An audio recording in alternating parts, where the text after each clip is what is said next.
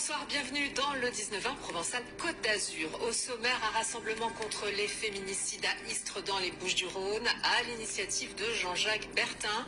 Sa fille, Laura, 22 ans, a été tuée en 2019.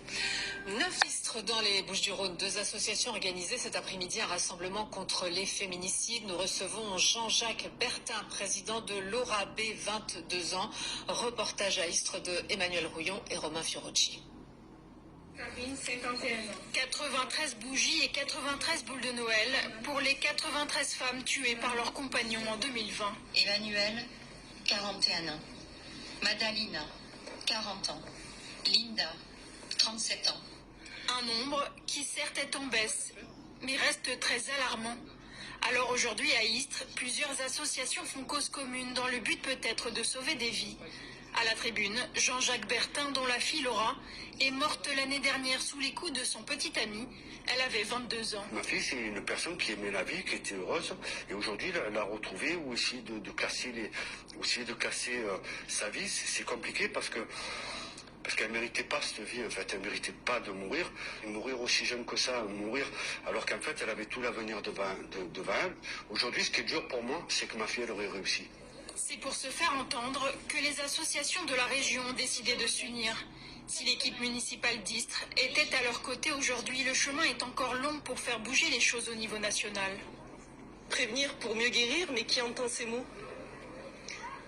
Nous, l'action, on la met en place et ensuite, on espère justement se faire entendre. Et justement, aujourd'hui, nous avons décidé de se réunir en partenaire avec l'association Laura B, 22 ans, justement parce qu'on se dit que si on était tous regroupés, les associations, si toutes les associations se donnaient la main sur cette action, on pourrait, oui, se faire entendre. 140 femmes en moyenne meurent sous les coups de leurs compagnons chaque année. C'est une femme tous les 2 jours. Et c'est donc le père de Laura qui est notre invité. Bonsoir monsieur. Vous êtes très impliqué depuis 19 mois dans ce combat contre les violences faites aux femmes.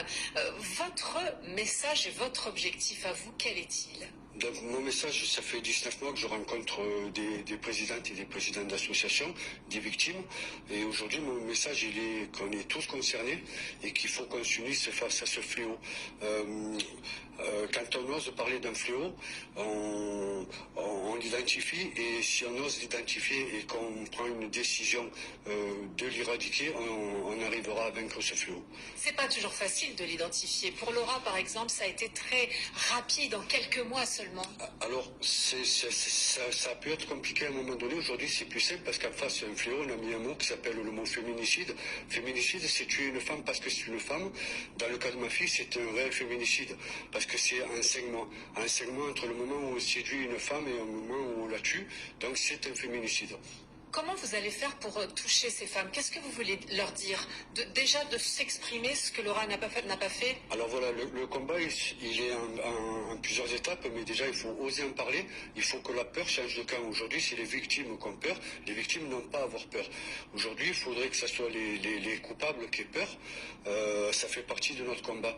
En face au mot féminicide, on se bat pour qu'il y ait une peine. Et une peine, c'est une perpétuité réelle. Elle existe en France, il suffit de l'appliquer. Il y a des lois et il faut les appliquer. Pour Laura, donc, il y a eu une absence de communication entre vous. Qu'est-ce qui retient les femmes? Vous parliez de la peur. Est-ce qu'il y a aussi la honte de reconnaître un échec? Bien entendu, parce que la plupart de ces femmes, en fait, ont toutes les capacités de ne pas accepter de telles situations. Après, en face d'elles, c'est des prédateurs, c'est un prédateur. Donc un prédateur, il met tout en place justement pour faire douter une personne, il isole, il la met sous son emprise, il isole de sa famille, il isole de tout.